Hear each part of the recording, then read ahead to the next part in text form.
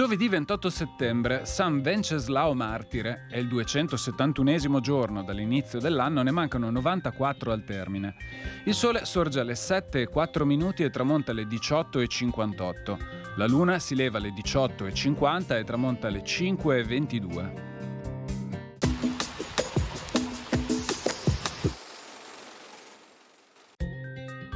Muore a Pavia il beato Fra Bernardino da Feltre, al secolo Martino Tomitani. Famoso predicatore, percorse a piedi gran parte dell'Italia, ovunque attirando enormi folle di fedeli.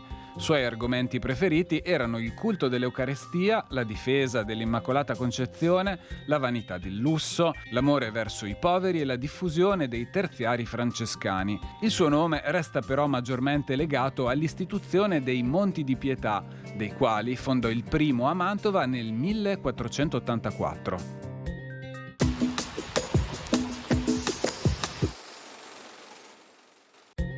Le previsioni per domani. In prevalenza sereno o al poco più nuvoloso per passaggi di nubi medio-alte e sviluppo di modesti annuvolamenti sui rilievi durante le ore centrali. Possibili nubi basse, foschie e locali nebbie sulla pianura interna e in qualche fondovalle durante le ore più fredde.